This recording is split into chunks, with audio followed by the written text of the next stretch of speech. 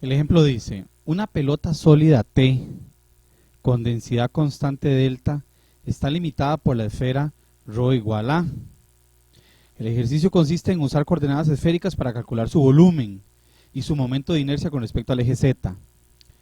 Lo primero que tenemos que recordar es, desde que estamos a nivel de secundaria, se nos ha dicho que el volumen de una esfera es 4/3 de pi por el radio al cubo.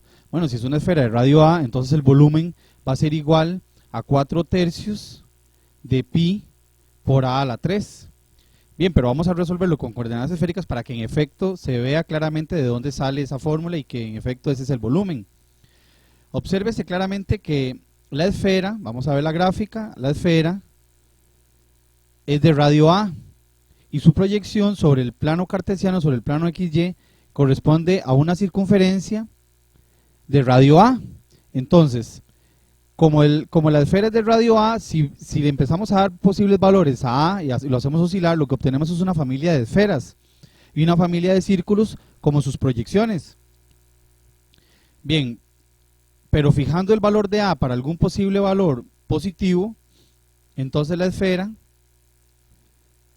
se fija en algún valor de A y obsérvese claramente que su proyección es una circunferencia, que a razón de girarla por rotación, si se gira esa circunferencia un ángulo de pi radianes, se formaría nuevamente la esfera. Entonces, los ángulos psi y zeta de coordenadas esféricas nos van a dar el ángulo que gira el radio ρ, ya sea con respecto al plano cartesiano y con respecto al eje Z. Veamos. Entonces, en coordenadas esféricas el cambio variable es x igual ρ sen de psi cos de zeta, y sería ρ sen de psi sen de zeta y z sería ρ cos de psi. Bien, para poder calcular el volumen tenemos que tener claro que ρ es la distancia de la frontera de la esfera al origen. Entonces el valor máximo que obtiene ρ es de A, si es una esfera de radio A. Entonces ρ oscila entre 0 y A. Aquí tenemos la oscilación para ρ. Si nos da el ángulo de inclinación de esa distancia ρ, de ese radio ρ, con respecto al eje Z.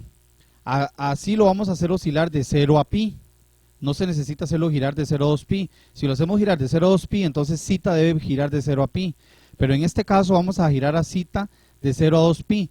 Zeta es el ángulo que se mueve ρ con respecto a su circunferencia proyectada en el plano cartesiano. Entonces zeta va a oscilar de 0 a 2 pi. Y si zeta gira de 0 a 2 pi, entonces no se necesita hacer girar así de 0 a 2 pi, con solo que gire de 0 a pi ya se mapea toda la esfera.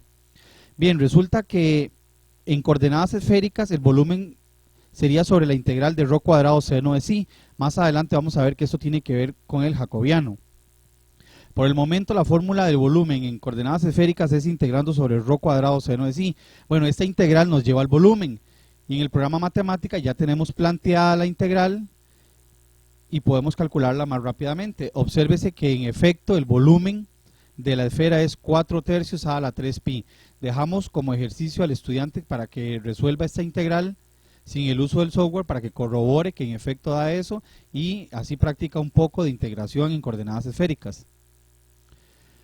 Bien, ahora nos piden que calculemos la inercia en Z. La fórmula para la inercia en Z es esta que tenemos aquí. Es integrando sobre la función de densidad, pero multiplicado por x a la 2 más y cuadrado, si es la inercia en Z.